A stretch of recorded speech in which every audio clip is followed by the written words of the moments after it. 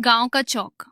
धूप ढल चुकी थी, लेकिन दिन का उजाला अब भी फैला हुआ था और ढाबे पर बैठे लोग आराम से बिरयानी खा रहे थे। दम पर चढ़ी बिरयानी की हांडी से उठती खुशबू हवा में फैल रही थी और रमेश अपनी थकी और कमजोर चाल के साथ धीरे धीरे ढाबे तक पहुंच जाता है। हांडी में दम लगती बिरयानी की महक चारों तरफ फैली थी। रमेश लड़खड़ाते कदमों से ढाबे तक आया। काउंटर पर बैठे मालिक के पास जाकर रुकता है और हिम्मत जुटाकर बोलता है, भैया, कोई काम मिल जाएगा क्या? मैं कुछ भी कर लूंगा। सुबह से कुछ नहीं खाया है। अगर काम दे दो तो बदले में थोड़ा खाना दे देना। शाम उसे ऊपर से नीचे तक देखता है, जैसे उसकी हालत को समझने की कोशिश कर रहा हो। अभी कोई काम खाली नहीं है और वैसे भी यहाँ सब पैसों से ही चलता है, यूं ही कुछ नहीं मिलता। बात तो छोटी सी थी, मगर उसने अंदर तक चोट कर दी। मैं मुफ्त में नहीं मांग रहा, काम कर दूंगा, बस बदले में थोड़ा खाना दे देना। अरे समझ नहीं आता क्या?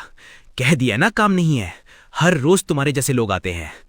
कुछ लोग उसे देखते हैं मगर बिना कुछ कहे खामोश हो जाते हैं। पास खड़ा शाम का नौकर गोपाल ये सब देख रहा था।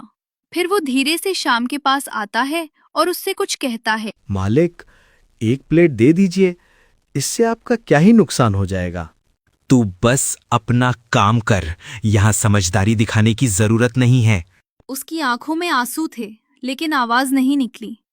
वो मुड़ता है और धीरे धीरे वहां से चला जाता है। जब भूख और अपमान एक साथ मिलते हैं तो इंसान अंदर ही अंदर टूटने लगता है। शाम ढल चुकी थी और गांव अब थोड़ा शांत हो गया था। रमेश धीरे धीरे घर पहुंचता है और आज उसके चेहरे पर थकान से ज्यादा चोट साफ नजर आ रही थी। सीता उसे देखते ही सब कुछ समझ जाती है। आ ही गए, काफी देर लगा दी। क्या हुआ, ढाबे पे काम मिला या आज भी कुछ हाथ नहीं आया?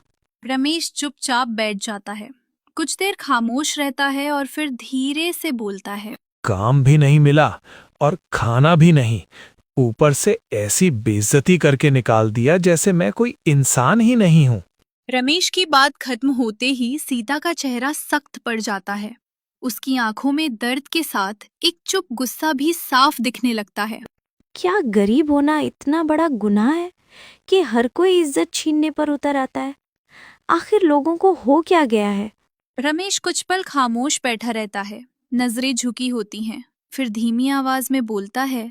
सीता, वहां इतनी भीड़ थी, हर कोई बस एक प्लेट बिरयानी के लिए लाइन में खड़ा था। ये बात कहकर रमेश कुछ देर खामोश रहता है, फिर हिम्मत जुटाकर दोबारा बोलता है। यही ख्याल आ रहा था, अगर वो बना सकता है तो हम क्यों नहीं बना सकते? तो तुम कहना क्या चाहते हो? खुद का बिरयानी का ठेला लगाने की सोच रहे हो? हाँ, अब दूसरों के सामने हाथ फैलाने से अच्छा है कि हम खुद कुछ शुरू करें। छोटा ही सही, लेकिन मेहनत अपनी होगी। इसी पल से सोच एक नया मोड़ लेती है और सीता चुप होकर कुछ सोचने लगती है। बात तो ठीक है, पर शुरुआत के लिए पैसे कहाँ से लाएंगे? घर में एक ही कीमती चीज बची है, वो सोने की घड़ी। उसे बेच देते हैं, शायद उसी से हमारी नई शुरुआत हो जाए।